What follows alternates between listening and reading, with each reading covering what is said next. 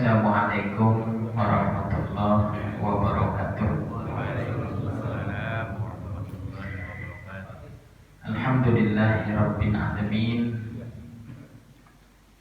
alladzi anzala as-sakinata fi qulubil mu'minin liyazdadu imanan ma'a imanihim. Asyhadu an la ilaha illallah wahdahu la syarika lah wa asyhadu anna Muhammadan abduhu wa rasuluh alladzi la nabiyya wa la rasula ba'dah. Allahumma salli wa sallim ala nabiyyina wa maulana Muhammadin wa ala alihi wa sahbihi wa man tabi'ahum bi ihsanin ila yaumiddin wa ba'd. Ayyuhal hadirun wal hadirat rahimakumullah, usikum wa iyaya bitaqwallah wa ta'atihi faqad fazal muttaqun. Kama qala Allah azza wa jalla fi ahkami tanzil wa huwa asdaqul qailin. A'udzu billahi minasy syaithanir rajim. Bismillahirrahmanirrahim. Ya ayyuhalladzina amanu taqullaha wa qulu qawlan sadida yuslih lakum a'malakum wa yaghfir lakum dhunubakum wa may yuti'illaha wa rasulahu faqad faza fawzan 'azima. Wa ba'd. Qala Rasulullah sallallahu alaihi wasallam, ittaqillaha haitsu ma kunta wa atbi'is sayyi'atal hasanata tamhuha wa khaliqin nas bi khuluqin hasanin. Alhamdulillah atas izin dan kepastian dari Allah, pada pagi hari ini Allah takdirkan kita berkumpul bersilaturahim dalam rangka insyaallah menjemput keridhaan Allah Subhanahu wa taala. Mudah-mudahan kita semua termasuk umat Rasulullah yang senantiasa bersolawat untuk beliau, dan juga mudah-mudahan kita sangat berharap kita termasuk dari golongan yang akan masuk surga bersama beliau. Amin ya rabbal alamin. Yang sama-sama kita hormati dan kita muliakan segenap pengurus DKM Masjid Raudatul Muttaqin. Masyaallah, ini nama yang luar biasa. Taman dari orang-orang yang bertakwa. Mudah-mudahan kita semua menjadi hamba Allah yang bertakwa. Amin ya rabbal alamin.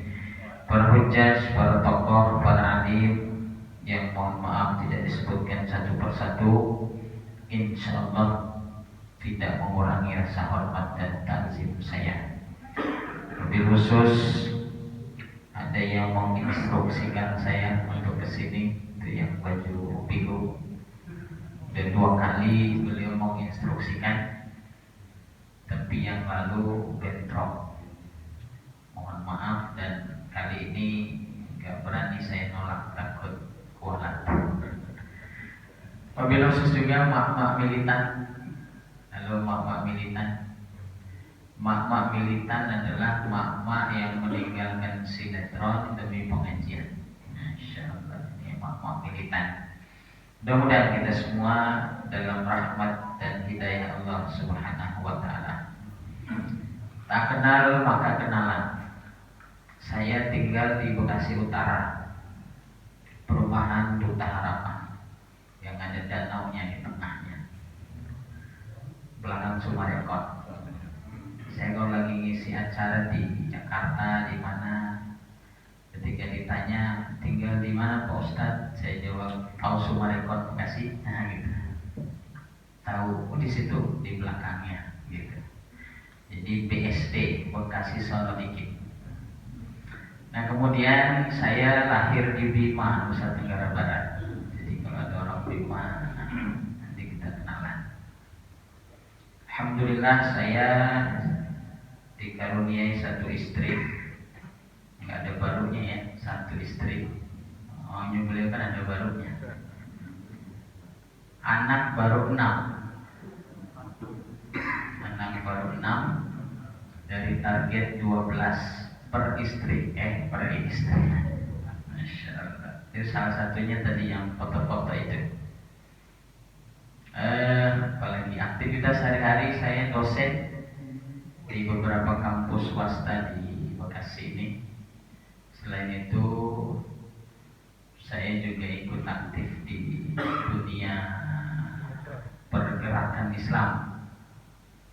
Saya wakil ketua IJMI Orda Kota Bekasi. Jadi wakil ketua bidang organisasi. Kemudian ketua umum Aliansi Patriot Peduli NKRI dan seterusnya lah. Begitu. Tapi yang paling penting pada pagi hari ini, saya salah satu penulis buku-buku Islam.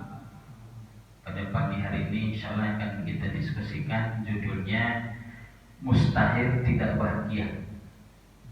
Jadi mustahil tidak bahagia. Izin bagi. Kenapa judulnya Mustahil Tidak Bahagia? Karena memang semua manusia yang lahir di dunia ini harusnya bahagia. Tapi problemnya adalah ada yang tahu caranya, ada yang salah jalan, dan ada yang nggak mau menempuh jalur kebahagiaan itu. Nah, dalam buku ini insya Allah secara sederhana, ringkas, dan konsen menghadirkan rute yang bisa kita tempuh agar kita ini menikmati hidup. Sejak awal di kandungan ibu kita ini adalah bagian daripada jutaan sel yang harusnya jadi seperti kita.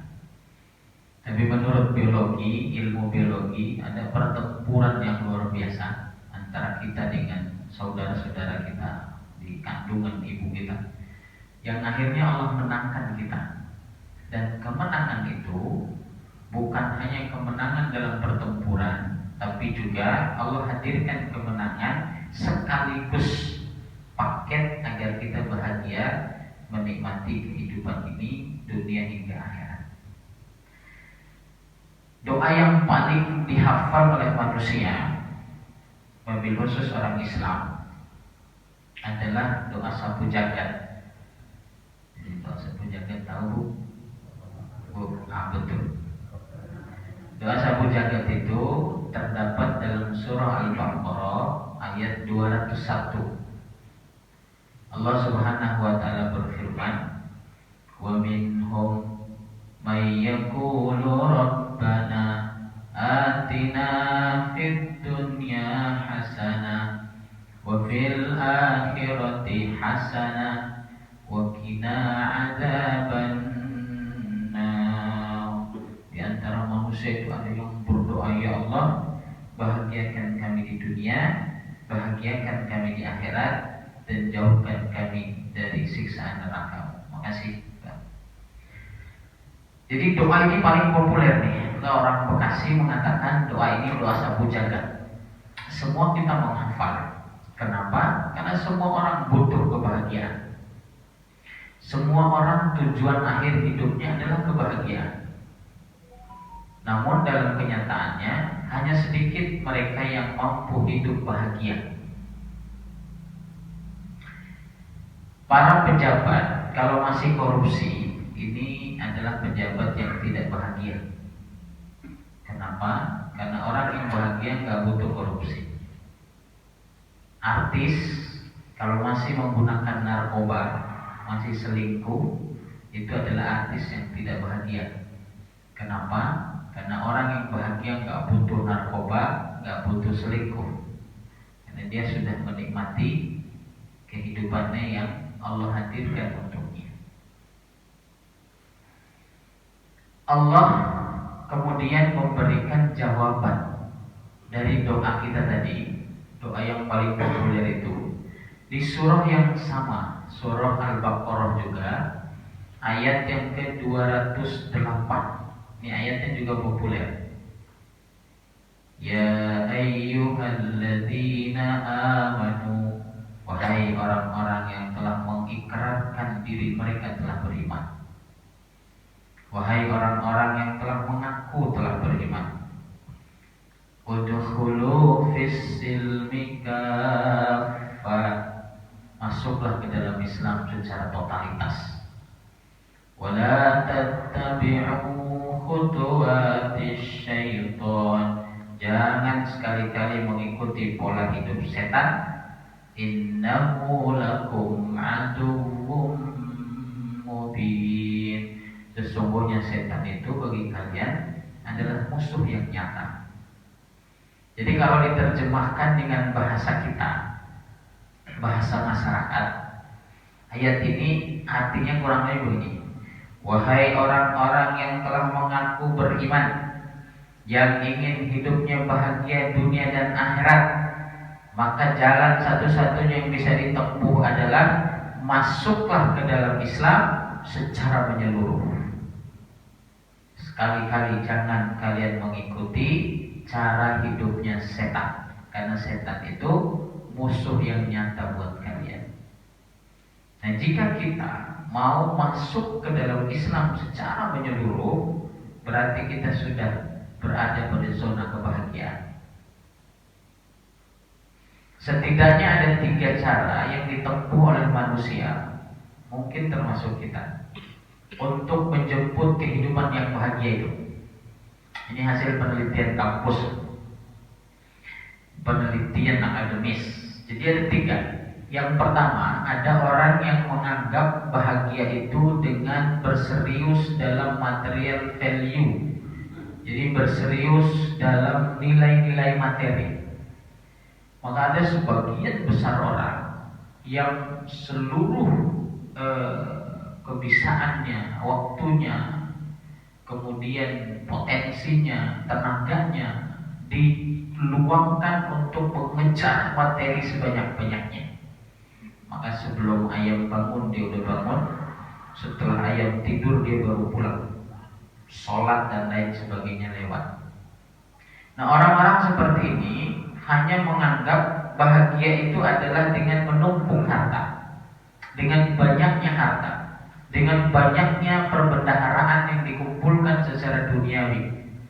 Tapi demi Allah, hasil penelitian, orang-orang seperti ini akan sampai pada puncaknya, dan pada puncak ini mereka mengalami kejenuhan dan akhirnya hampa, dan pada saat itulah mereka kosong. Masuklah biasanya zona yang kedua. Karena orang, mohon maaf, saya sering ketemu orang yang sudah bergelimang harta. Saya ceritakan juga dalam buku ini. Saya pernah ngisi pengajian, ngisi syukuran begitu di rumah orang yang saya bilang di buku ini orang kaya raya, kaya ada rayanya. Jadi bukan sekedar kaya. Jadi setelah saya mengisi pengajian, beliau kemudian duduk dengan saya mengatakan, Ustaz, demi Allah, selama ini saya tidak merasakan kebahagiaan hidup. Padahal Masya Allah, rumahnya di Bekasi ini, saya nggak usah sebut di mana, di Bekasi ini adalah di dalam komplek yang mewah. Beliau punya rumah 1000 meter. Dia punya mobil koleksinya banyak. Dia punya usaha begitu banyak. Menurut beliau, kalau malam tahun baru, buat beli petasan aja lebih dari 300 juta yang dikeluarkan. Itu buat beli petasan. Pokoknya luar biasa deh orang ini.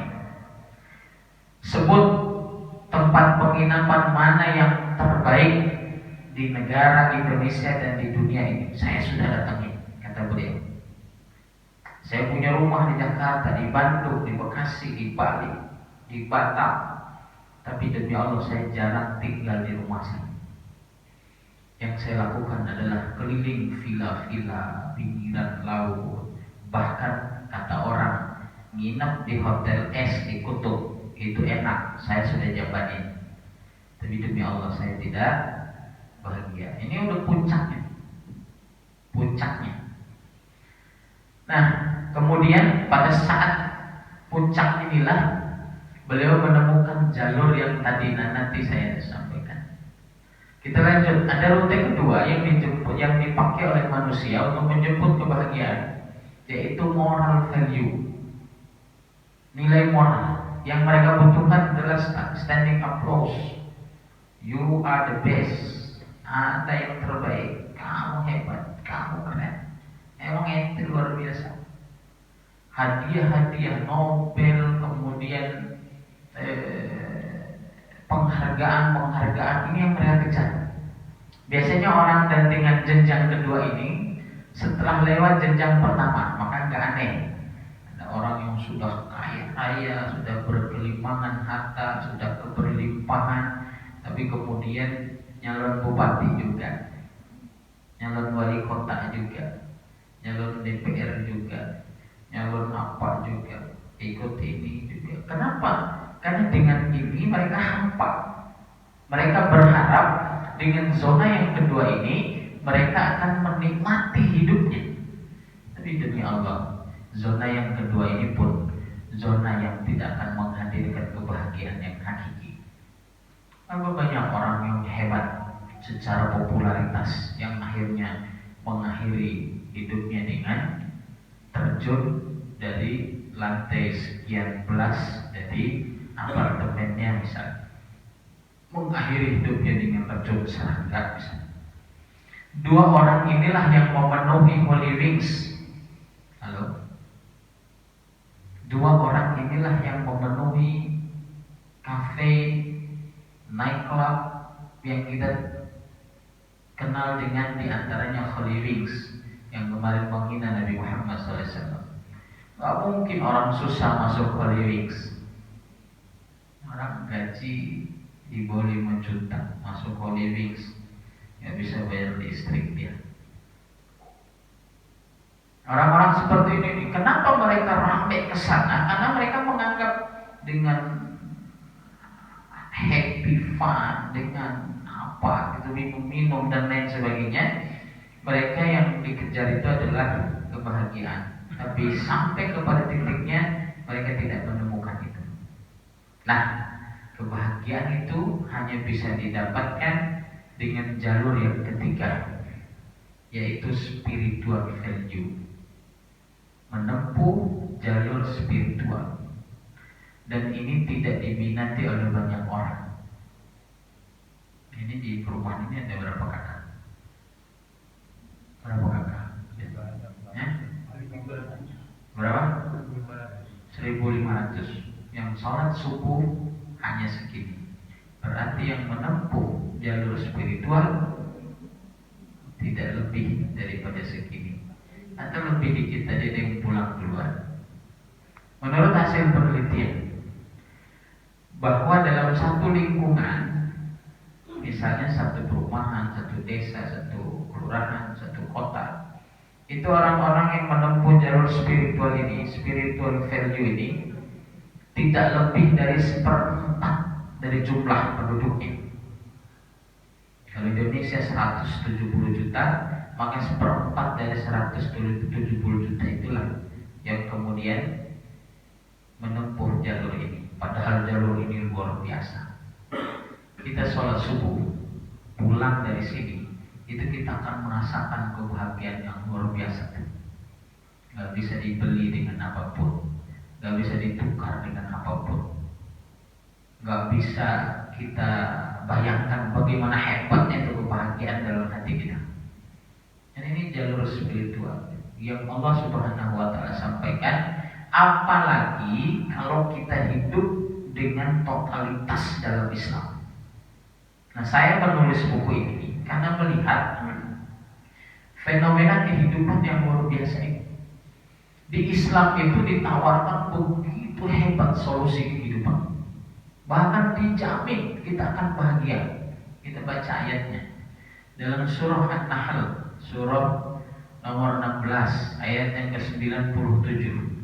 Allah Subhanahu wa Ta'ala berfirman, "Man 'amila shalihan," barang siapa yang berbuat kesolehan, "min dzakarin aw unsa wa huwa mu'min," dia itu laki-laki maupun perempuan, berbuat kesolehannya karena iman kepada Allah, "falanuhyiyannahu hayatan thayyibah," maka kami akan hadirkan kehidupan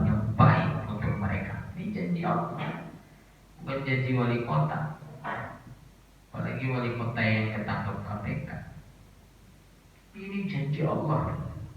Allah itu siapa? Allah yang mengatur hidup kita. Allah yang membangunkan kita kembali pagi ini.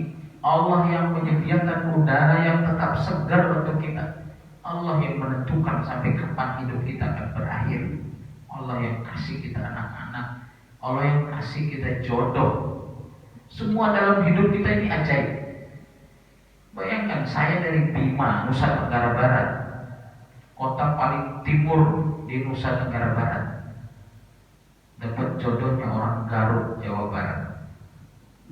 Ini kan ajaib. Ajaib. Model saya begini, punya anak ganteng kayak itu. Itu juga ajaib. Kemudian Allah kasih kecerdasan kepada kita. Masya Allah, semua ajaib. Kita bisa punya rumah. Itu kalau kita analisa secara mendalam, ajaib. Bayangkan kita lahir tanpa baju. Yang merantau ke Jakarta, ke Bekasi, bingung dulu, mau ngapain nih. Ternyata jalanin hidup, punya rumah di Bekasi. Ajaib, semua ajaib. Siapa yang ngatur itu? Allah. Allah menjamin kehidupan yang baik untuk orang-orang yang beriman dan melakukan amal soleh hanya karena imannya. Ini dalam konteks pribadi. Belum lagi jaminan Allah dalam surah yang sangat populer, surah At-Tolak. Biasanya ini dibaca, dihadirkan oleh khatib kita di bulan Ramadan. Kehidupan yang baik ini tafsirannya adalah di dalam surah At-Tolak tadi, surah 65 ayat yang kedua sampai 5. Yang dimaksud kehidupan yang baik itu.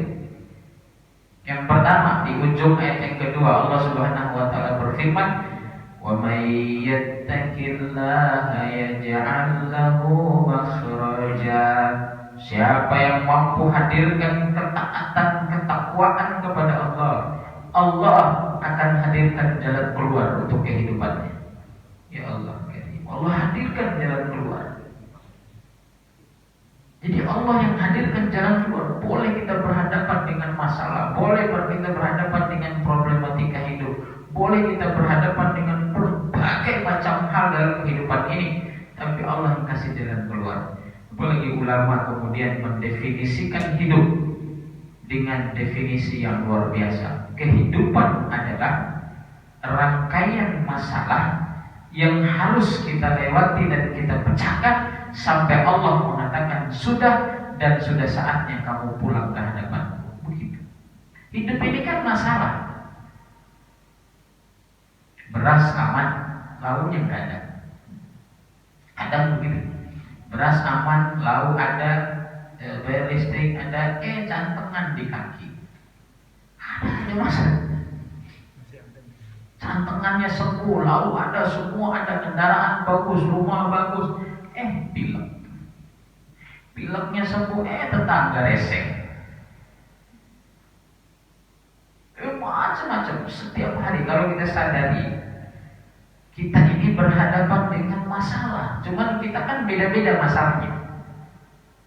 Ada yang masalah yang sedang bermasalah ekonominya, ada yang sedang bermasalah apanya. Nah, kita semua ini punya masalah. Maka Allah sudah berjanji, wahai hambaku yang taat kepadaku, yang menempuh spiritual value dalam kehidupannya, apapun masalah yang kalian hadapi, aku yang akan kasih jalan keluarnya. Gak yakin apa kita? Kemudian apa janji Allah yang kedua di awal ayat yang ketiganya? Wa yarzuqhu min haitsu la yahtasib. Allah akan memberikan rezeki dari arah yang mereka tidak duga-duga. Allah mudahkan rezeki kita. Bayangkan ketika kita taat kepada Allah, ada aja tuh, Masya Allah, Allah hadirkan. Secara logika pendapatan bulanan kita dihitung, sekian. Tapi Allah hadirkan yang berkah. Allah hadirkan yang terbaik. Sebulan itu gak ada dari keluarga yang sakit di sana. Sebulan itu baju nggak sobek, sebulan, masya Allah, Allah itu luar biasa. Makanya ada pepatah ulama Arab, beliau mengatakan, kaifa akhafu an akuna faqran wa ana abdul ghani. Bagaimana aku takut hidup miskin sementara aku ini adalah hamba Allah yang maha kaya. Poinnya adalah yakin. Tapi banyak di antara umat manusia yang tidak yakin dengan Allah. Dia yakin dengan ikhtiarnya. Dia yakin dengan kerja kerasnya. Dia yakin dengan kecerdasannya. Dengan Allah dia turunkan tensi keyakinannya. Nauzubillah. Subhanallah. Yang lain apa? Di ayat yang ketiga pertengahan Allah Subhanahu wa taala berfirman, jaminan, wa may yatawakkal 'ala Allah fahuwa hasbuh. Siapa yang mampu hadirkan kepasrahan, iman tanpa tapi kepada Allah. Jadi tawakal itu adalah iman tanpa tapi. Apa janji Allah? Aku akan hadirkan jalan keluar. Aku akan hadirkan seluruh kebutuhan hidupnya. Coba bayangkan, seluruh kebutuhan hidup kita akan dijamin oleh Allah hanya dengan modal iman tanpa tapi. Kan iman kita ini kadang pakai tapi. Saya mau sholat berjamaah, tapi kan, nah itu bukan iman kan. Saya mau memperjuangkan agama Allah, tapi kan saya mau membela Rasulullah, tapi kan. Kalau udah ada tapi, itu bukan iman. Saya mau bersedekah tiap hari, tapi kan akhirnya udah bukan iman itu dah. Iman yang benar itu adalah iman tanpa tapi. Bismillah, karena ini perintah Allah, saya akan lakukan apapun, biarkan Allah dan Rasulnya yang menilainya. Abu Bakar As-Siddiq begitu. Beliau menginfakkan seluruh hartanya di jalan Allah, karena saat itu perjuangan Islam sedang membutuhkan sokongan dana. Abu Bakar nggak tanggung-tanggung. Kalau Umar bin Khattab setengah, Abu Bakar itu semuanya. Sampai Rasulullah SAW bertanya, wahai sahabatku Abu Bakar, apa engkau tinggalkan untuk anak dan istri, untuk keluarga? Jawablah Abu Bakar, ya Rasulullah, aku meninggalkan Allah dan aku meninggalkan Rasulullah Sallallahu Alaihi Wasallam untuk mereka. Apa Abu Bakar hidup papa, miskin papa setelah itu? Malah Abu Bakar kemudian Allah kasih kebutuhan hidupnya, dan bahkan Abu Bakar memimpin umat Islam setelah Nabi Muhammad Sallallahu Alaihi Wasallam. Emang ini perkaranya yakin. Kurang-kurang yakin agak logis memang. Makanya kita itu diajarkan untuk bab iman itu sami'na wa ata'na. Kami dengar dan kami taat. Tapi kebanyakan kita sami'na wa analisa. Kami dengar ya Allah, pintar ya, analisa dulu. Iya. Bahkan lebih parah lagi, cuek dia. Samina mina eke, waka waka eke. Ya. Nah, ini nih poinnya. Apalagi janji Allah di ujung ayat yang keempat. Wa may yattaqillaha yaj'al lahu min amrihi yusra.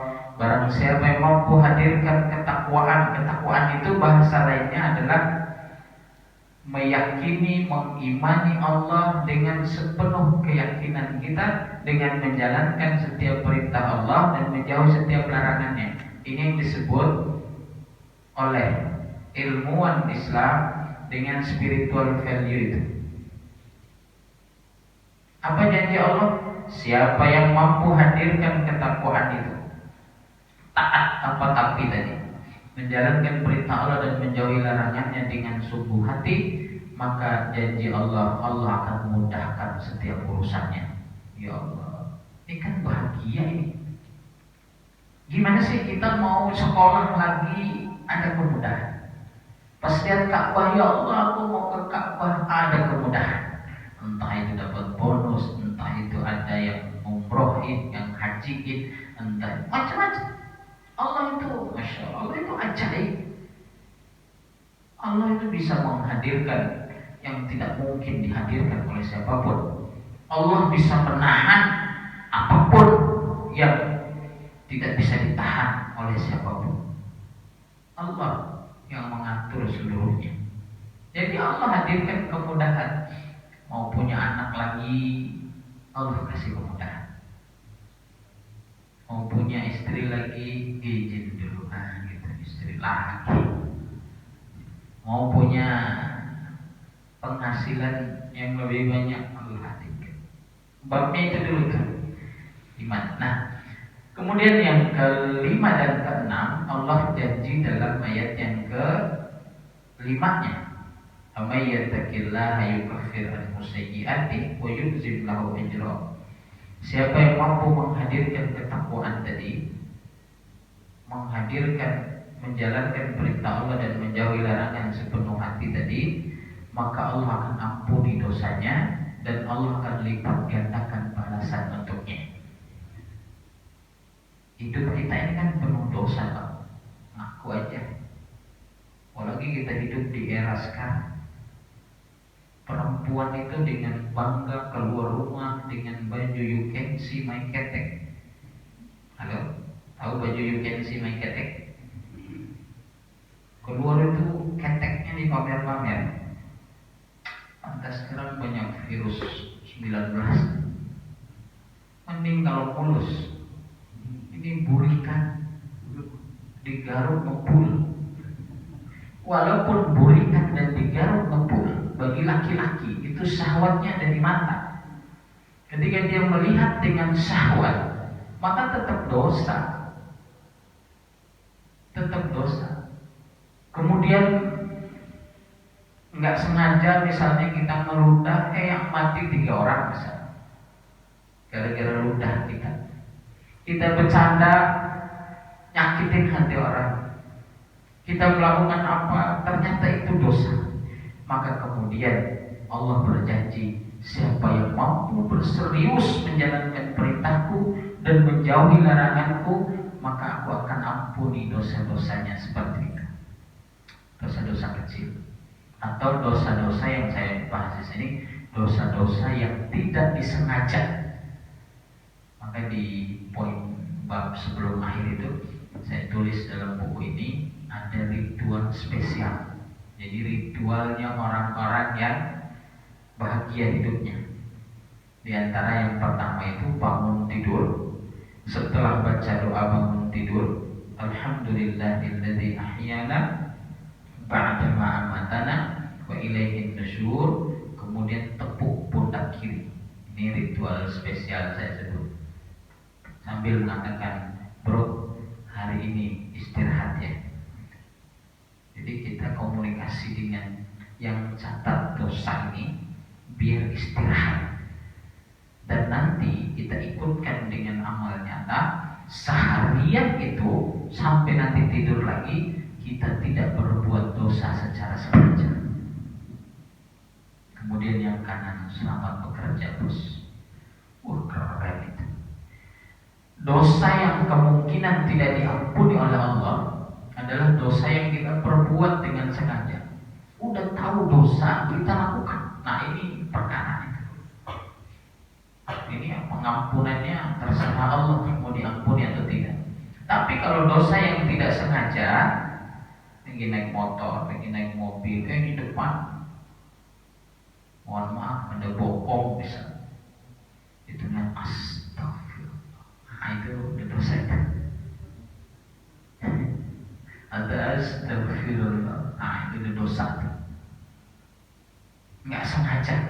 Tapi kalau sudah melontot, kan kata Imam Ali radhiyallahu anhu, pandangan pertama itu rezeki dari Allah. Ya bukan berarti melontot, tapi pandangan pertama yang langsung astagfirullah gitu.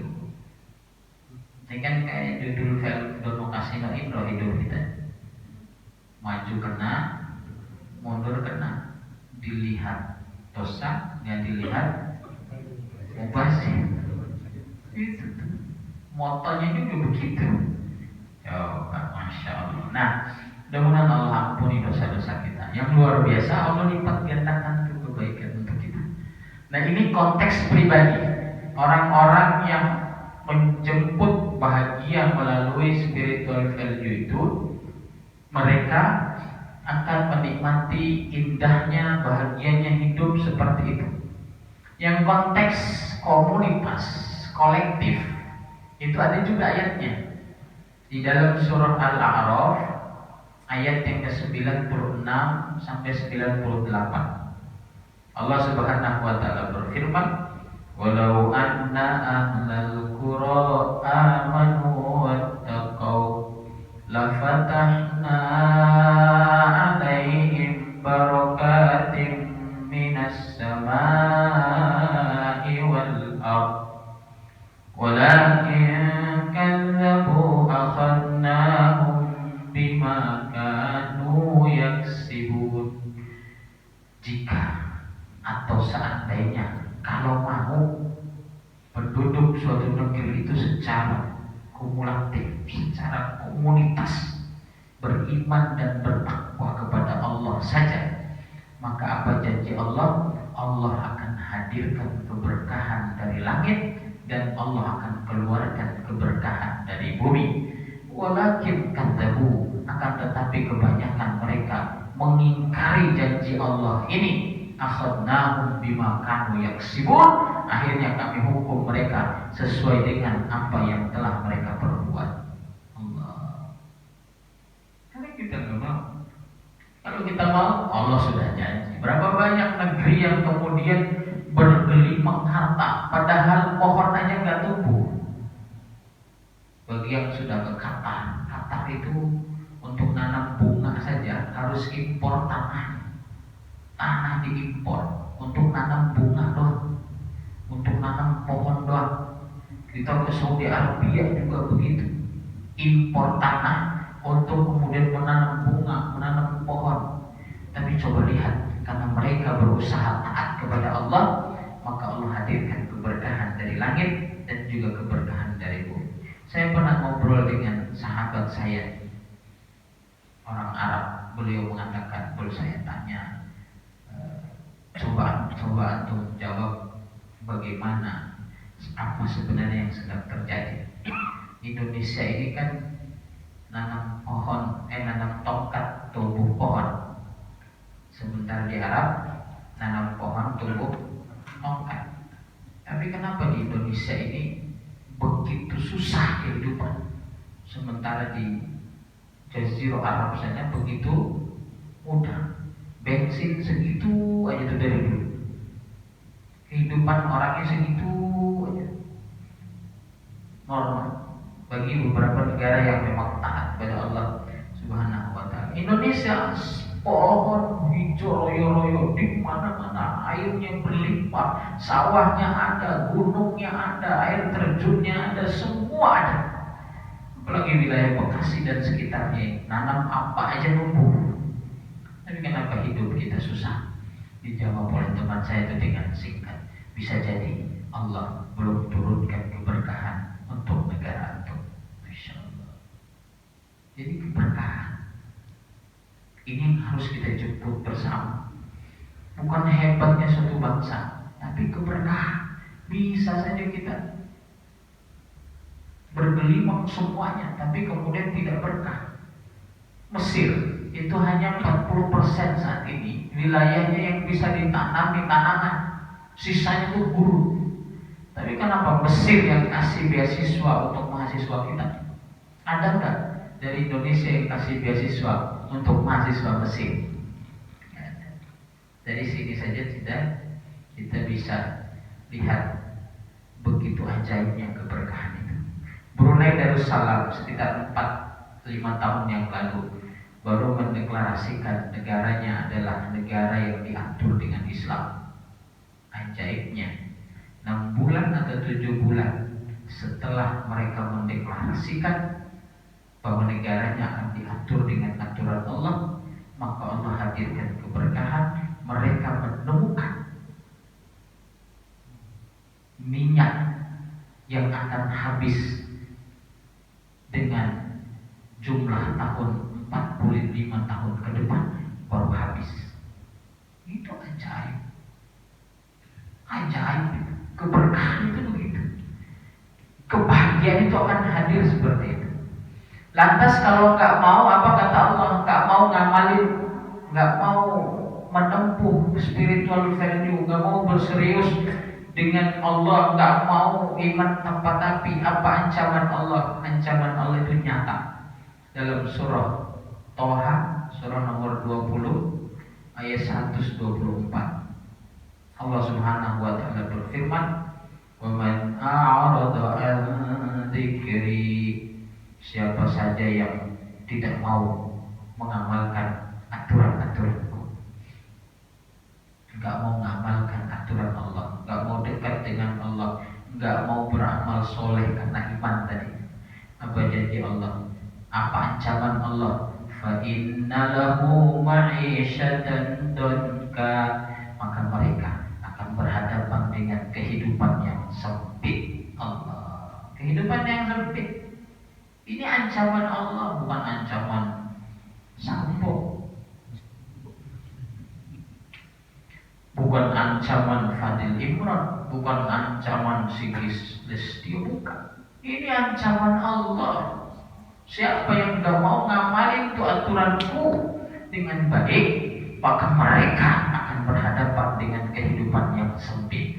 Boleh mereka kaya raya, tapi sempit hidupnya. Boleh mereka terkenal, tapi tidak ada bahagia dalam hatinya. Boleh mereka punya istri, suami yang cantik atau ganteng, maka mereka tidak akan bahagia hidupnya. Sehingga mereka harus selingkuh, sehingga mereka harus menghadirkan hal-hal yang dilarang oleh Allah Subhanahu wa taala. Oh, boleh mereka punya anak banyak, tapi anaknya jadi masalah untuk mereka. Maka orang-orang yang bahagia adalah mereka akan diliputi oleh kehidupan yang baik, sebagaimana surah An-Nahl tadi ayat yang ke-97. Kehidupan yang baik itu kalau punya teman, temannya baik, punya tetangga, tetangganya baik, punya usaha, usahanya baik, punya anak, anaknya baik, punya pasangan, pasangannya baik, punya lingkungan, lingkungannya baik. Itu yang disebut dengan kehidupan yang baik. Maka kita akan menikmati kehidupan yang bahagia ketika kita dekat dengan Allah Subhanahu wa taala. Terakhir, ada orang yang cuek. Enggak, masa bodoh dia. Enggak adalah urusan akhirat, enggak adalah urusan ini. Urusannya hanyalah keseriusan saya, urusannya hanyalah ikhtiar saya. Orang-orang seperti ini akan berhadapan dengan istidraj. Istidraj itu surahnya surah nomor yang ke-6 ayat 44. Surah Al-An'am ayat yang ke-44. Itu ayat yang paling dantang kalau kata Bekasi, paling jelas terkait istidraj. Falamma nasu ma dzukiru bihi fatahna alaihim abwaaba kulli syai' hatta idza farihu bima utu akhadnahum baghtatan fa idza hum mublisun. Maka tatkala mereka melupakan aturan kami, enggak peduli dengan Islam, enggak peduli dengan aturan Allah, apa ancaman Allah? Allah akan hadirkan seluruh apapun yang mereka inginkan dari berbagai pintu. Mau jadi wali kota lagi, jadi wali kota lagi. Mau punya ini, punya itu lagi. Mau ini lagi. Apa kata Allah? Hatta idza farihu bima utu, sampai kemudian mereka bahagia, semu dengan apa yang diberikan oleh Allah itu. Mereka seakan-akan gembira dengan pemberian Allah itu. Pada saat itulah mereka lupa diri dan Allah mengatakan akhadnahum baghtatan, kami hukum mereka secara tiba-tiba, fa idahum mublisun, sehingga mereka duduk terdiam dan putus asa. Allah, banyak orang yang kemudian dinaikkan dulu jadi jenderal, baru digampar oleh Allah. Banyak orang yang dinaikkan dulu jadi wali kota, digampar oleh Allah. Banyak orang yang dinaikkan oleh Allah jadi ketua partai dulu, baru digampar. Banyak orang-orang yang kemudian Allah biarkan kehidupannya sampai pada puncaknya, dan pada saat di puncak ini dia lupa diri, makin jauh dengan Allah, bahkan menghina Allah, makin jauh dengan orang-orang menasihatinya. Maka kemudian saat itu akhadnahum baghtatan, kami hukum mereka secara tiba-tiba. Fa idahum mublisun, sehingga mereka terdiam putus asa. Alhamdulillah, subhanallah. Saudara-saudaraku yang dirahmati oleh Allah Subhanahu wa ta'ala, insya Allah dalam buku ini ada beberapa bab yang kemudian insya Allah bisa menuntun kita ke arah spiritual value tadi, agar kita menikmati kehidupan yang singkat ini, mudah-mudahan di dunia hingga akhirat nanti. Amin ya rabbal alamin. Demikian yang bisa saya hadirkan. Terima kasih atas perhatiannya. Silakan kalau ada yang perlu kita diskusikan. Untuk informasi, insya Allah dari penjualan buku ini akan kami gunakan untuk membangun pesantren di Garut, Jawa Barat. Mudah-mudahan Allah mudahkan. Silakan kalau ada yang perlu kita diskusikan sebelum ditutup. Buku ada di mobil. Turunin Pak. Assalamualaikum. Waalaikumsalam warahmatullahi wabarakatuh. Kata Bapak tadi, dosa-dosa itu nggak bisa diampuni oleh Allah. Dosa yang nggak bisa diampuni oleh Allah hanyalah dosa menyekutukan. Ya. Dosa. Sedangkan dosa-dosa lain itu bisa diampuni oleh Allah. Timbangnya Pak. Yang kedua, masalah bahagia Pak. Masalah bahagia itu dalam hidup Bapak ada nggak bersyukur itu bisa mendatangkan Pak bahagia? Ya. Terima kasih. Itu aja Pak Ji. Saya langsung ini ya, sambut. Nah yang pertama terkait dosa yang tidak diampuni oleh Allah, itu memang secara zahir, secara nyata Allah firmankan dalam Al-Quran, Innallaha la yughfiru an yushraka bihi wa yughfiru ma duna dzalika liman yasha. Jadi Allah tidak akan mengampuni dosa syirik dan mengampuni dosa-dosa yang lainnya bagi yang dikehendaki. Jadi liman yasha ini tafsirannya adalah orang-orang yang kemudian ditakdirkan oleh Allah diampuni dosa-dosanya, ini akan diampuni. Menurut para ulama, kita tidak boleh kepedean. Ya udahlah, yang penting gak syirik, kita diampuni. Nah ini poinnya. Maka dosa selain syirik itu akan diampuni, tapi liman yasha, bagi siapa yang dikehendaki.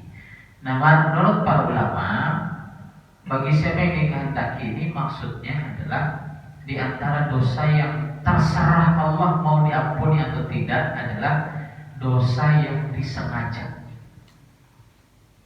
Dosa yang pasti diampuni adalah dosa yang tidak disengaja. Tapi dosa yang disengaja ini hak Allah nih, mau diampuni atau tidak. Ini yang saya maksud tadi. Dosa yang disengaja itu Allah yang menentukan mau diampuni atau tidak. Tapi perkara syirik memang sudah pasti itu tidak diampuni oleh Allah Subhanahu wa ta'ala. Dosa disengaja itu apa sih? Kita tahu korupsi itu dosa. Udah tahu dalilnya, tahu ceramah sering kita dengar, hafal dalilnya dan lain-lain. Korupsi juga. Nah ini kata Allah, terserah gua ampuni atau tidak. Itu yang disengaja itu begitu. Kalau nggak sengaja korupsi ada nggak? Ada. Sekarang kan korupsinya kolektif. Yang korupsi ketua DPRD misalnya, staf-stafnya kebagian karena yang ngasih ketua DPRD ini staf, terima kasih aja, padahal ini uang korupsi. Nah ini adalah korupsi yang tidak disengaja. Begitu jadi ada dosa yang disengaja terserah Allah pengampunannya atau tidak. Ini makanya kita masuk surga itu lebih banyak muatan kasih sayang Allah daripada amal kita. Jadi amal kita itu harus kita ikhtiarkan untuk mendapatkan tadi keridhaan Allah. Bisa aja Allah nggak ridho dengan kita, maka masuk surga kita karena keridhaan Allah Subhanahu wa Ta'ala. Mulai dari iman yang benar, beramal yang baik, sahih dan sesuai dengan tuntunan, kemudian hasil akhirnya serahkan pada Allah Subhanahu wa Ta'ala. Nah, kemudian yang kedua terkait ada nggak poin syukur dalam bahagia itu. Saya di bab 2 menulisnya dengan judul siap. Jadi siap itu selalu ingin Allah puas. Jadi itu singkatan awalnya, selalu ingin Allah puas, siap. Yang selanjutnya adalah syukur, kemudian istiqomah, kemudian amanah, yang keempat peduli. Jadi syukur itu bab pertama. La in syakartum la azidannakum wa la in kafartum inna 'adzabi lasyadid. Yang sedikit kalau kita syukuri, Allah akan hadirkan tambahan berupa kenikmatan-kenikmatan. Jadi bahagia yang dimaksud di sini adalah bahagia yang tidak. Jadi gini, Allah itu menciptakan kita tidak seragam. Makanya nggak ada kebahagiaan hanya pada harta saja, nggak ada kebahagiaan hanya pada terkenal saja, nggak ada kebahagiaan pada kemudian menjabat saja. Tapi kebahagiaan itu harusnya dimiliki oleh setiap orang pada lapisan apapun kehidupan orang itu. Makanya para sahabat itu ada yang kaya, ada yang miskin, ada yang sakit-sakitan, ada yang macam-macam. Ini udah miniatur kehidupan dunia itu sahabat. Ali bin Abi Thalib, beliau hidup bahagia padahal keterbatasan hartanya luar biasa. Fatimah, istri anak Rasulullah SAW yang dinikahi Ali bin Abi Thalib, ini jarang keluar rumah. Sekalinya keluar rumah dan dilihat oleh banyak orang, itu adalah pada saat Rasulullah menjelang wafatnya. Jadi karena Rasulullah SAW minta Fatimah radhiyallahu anha dipanggil, maka dipanggil tuh putrinya. Keluarlah Fatimah itu dari rumahnya, dan saat itu semua sahabat yang melihatnya menangis. Menangisnya bukan nangis sembunyi-sembunyi, menangis sejadi-jadi. Kenapa mereka menangis? Karena melihat keadaan Fatimah, anak Rasulullah, yang pakaiannya itu compang-camping, tambal sana tambal sini. Padahal beliau adalah anak dari Rasulullah SAW. Apa mereka nggak bahagia? Bahagia. Makanya bahagia itu nggak ada jaminan, nggak dijamin kepada orang yang keberlimpahan harta. Yang bahagia dengan harta ada Abdurrahman bin Auf, Utsman bin Affan, Abu Bakar As-Siddiq. Mus'ab bin Umair adalah orang yang kaya raya ketika musyrik, belum masuk Islam. Mus'ab ini sahabat yang gantengnya mirip Rasulullah, kata para sahabat. Yang kata sahabat, kata Abu Hurairah diantaranya, kami tidak pernah melihat sahabat yang paling mirip dengan Rasulullah melebihi Mus'ab bin Umair. Mus'ab bin Umair ini seorang pemuda yang masuk Islam di usia 24 tahun. Tadinya anak saudagar Quraisy. Dia seluruh fasilitasnya itu ada, saking gantengnya semua wanita, gadis-gadis itu menyukai, wangi, pakaiannya itu terupdate pada masa itu, kendaraannya bagus, pokoknya keren dah Mus'ab ini. Tapi ketika dia mengenal Islam, dia diboikot oleh ibunya, dan dia hidup dengan miskin papa sampai pada saat meninggal.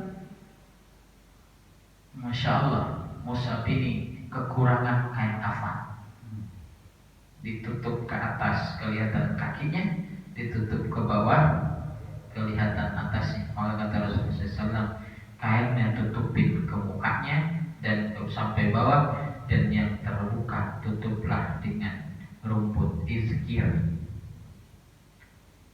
Yang poinnya adalah mushaf, beliau bisa hidup bahagia dalam keadaan tidak punya apa-apa, padahal sebelumnya beliau bergelimangan harta. Inilah ajaibnya kebahagiaan yang Allah hadirkan untuk orang-orang yang taat kepada Allah Subhanahu wa taala. Gitu. Jadi ada lagi, dan di antara poinnya adalah bersyukur tadi. Ada lagi, mak.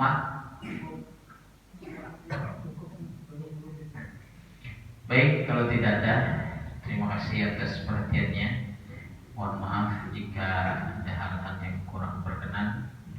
Saya juga sebagai yang menulis buku ini terus belajar bagaimana biar menerapkan pesan-pesan baik yang saya rangkum dan saya tuangkan di dalam buku ini, agar saya dan keluarga mampu hidup bahagia dunia akhirat, dan mudah-mudahan kita semua pun demikian. Insya Allah dengan nanti membaca buku ini akan lebih banyak lagi hazanah yang kita dapatkan, karena yang saya hadirkan pagi hari ini adalah secara globalnya saja. Nanti poin akhlaknya, poin terakhir itu yang paling akhir dari buku ini adalah saya kasih judul pantaskan diri kita. Jadi diri kita ini pantas, harus pantas. Kita berdoa, ya Allah aku pengen bahagia. Allah nanya balik tuh, lu pantas gak bahagia gitu. Ya Allah saya pengen dihormati. Allah nanya balik, lu pantas gak dihormati. Ya Allah saya pengen hidup tenang. Pertanyaannya, ente pantas gak hidup tenang? Jadi pada poin akhirnya pantaskan diri kita. Dan yang paling akhir lagi setelah itu, rubah diri kita minimal 1% sehari. Jadi 1% aja secara bertahap. Hari ini, kemarin jarang senyum, mulai hari ini senyum. Itu aja dulu, yang lain biarin deh. Ibu-ibu yang suka pakai you can see my ketek, kalau pengen berubah dikit-dikit, kalau kemarin pakai you can see-nya dua-duanya, hari ini tutup sebelah kanan dulu. Gak apa-apa, ya kan? Yang kemarin sholatnya sama sekali enggak ke masjid, mulai hari ini minimal subuhnya. Sisanya nanti pelan-pelan. Insya Allah kita akan menuju kepada puncak kebahagiaan. Insya Allah. Demikian kita tutup dengan sama-sama bermunajat kepada Allah Subhanahu wa taala. A'udzubillahi minasyaitonirrajim. Bismillahirrahmanirrahim. Allahumma ighfir lil muslimina wal muslimat wal mu'minina wal mu'minat al ahya'i minhum wal amwat, innaka sami'un qaribun mujibud da'wah ya hadiyal hajat. Allahumma inna nas'aluka ilman nafi'an wa amalan mutaqabbalan wa rizqan halalan tayyiban mubarakan wasi'an. Allahumma arinal haqqa haqqan warzuqna ittiba'ah wa arinal batila batilan warzuqna ijtinabah. Allahumma ansurna fa innaka khairun nasirin. Allahumma arzuqna fa innaka khairur raziqin. Allahumma aftah lana fa innaka khairul fatihin. Allahumma arhamna fa innaka khairur rahimin. Ya Allah ya Qahhar, ya Allah ya Jabbar, ya Allah ya Arhamar Rahimin. Ya Allah yang Maha Pengasih lagi Maha Penyayang. Pagi hari ini kami kembali bersimpuh di hadapan-Mu ya Allah. Ampuni dosa-dosa kami ya Allah. Ampuni seluruh khilaf dan kealpaan kami ya Allah. Ampuni juga dosa kedua orang tua kami ya Allah, dan juga guru-guru kami ya Allah, dan orang-orang yang berinteraksi dengan kami ya Allah. Ampuni seluruh dosa dan kemaksiatan kami ya Allah. Bimbing kami ya Allah, agar kami mampu menjadi hamba-Mu yang baik, menjadi umat Rasul-Mu yang baik, menjadi tetangga yang baik, menjadi orang tua yang baik, menjadi anak yang baik, menjadi pekerja yang baik, menjadi pebisnis yang baik, menjadi manusia yang menghadirkan kebaikan dalam diri kami ya Allah. Tanpa bimbingan dan arahan-Mu kami akan menuju kepada kehancuran, ya Allah. Ya Allah yang Maha Pengasih lagi Maha Penyayang, ampunilah dosa-dosa dan kehilafan kami, ya Allah. Jauhkan kami dari sifat-sifat tidak terpuji, ya Allah. Jauhkan kami dari keangkuhan, ya Allah. Jangan biarkan kesombongan bersarang dalam diri kami, ya Allah. Bantu kami mengikis iri hati dan kedengkian dalam diri kami, ya Allah. Jauhkan kami dari sifat malas, ya Allah. Ya Allah yang Maha Pengasih lagi Maha Penyayang, bimbing kami, ya Allah, agar kami mampu menjadi pasangan yang baik. Ya Allah yang Maha Pengasih lagi Maha Penyayang, jika ada di antara kami, saudara-saudara kami, tetangga kami, pasangan kami, anak-anak kami, dan orang-orang yang berinteraksi dengan kami hari ini dalam keadaan susah, urai kesusahannya, ya Allah. Engkau yang mampu mengurai kesusahan, ya Allah. Hadirkan keberkahan dan kebaikan untuk kami dan seluruh orang yang berinteraksi dengan kami, ya Allah. Jika ada di antara kami yang sedang sakit, mohon sembuhkan, ya Allah. Engkau yang Maha menyembuhkan, ya Allah. Jika ada di antara kami yang memiliki hajat dan keinginan, permudahlah hajat dan keinginan itu agar kami dapatkan, ya Allah. Bahagiakan hidup kami di dunia ini, ya Allah. Bahagiakan hidup kami di akhirat nanti, ya Allah. Jauhkan kami dari siksaan neraka-Mu, ya Allah. Rabbana hab lana min azwajina wa dhurriyyatina qurrata a'yun waj'alna lil muttaqina imama. Rabbana ighfir lana wa liwalidina warhamhum kama rabbawna shighara. Rabbana taqabbal minna innaka antas sami'ul 'alim wa tub 'alaina innaka antat tawwabur rahim. Rabbana atina fid dunya hasanah wa fil akhirati hasanah wa qina 'adzabannar. Wassallallahu ala nabiyyina Muhammadin walhamdulillahi rabbil alamin. Alhamdulillah, demikian yang bisa saya hadirkan. Mohon maaf jika ada hal-hal yang kurang berkenan. Terima kasih atas perhatiannya. Nasihati saya kalau saya tidak sejalan dengan yang seharusnya. Hadanallahu wa iyyakum ajma'in. Al-afwa minkum. Assalamualaikum warahmatullahi wabarakatuh. Bagi yang ingin ikut serta dalam membangun pesantren di Garut, bukunya sudah ada di depan antum sekalian. Terima kasih.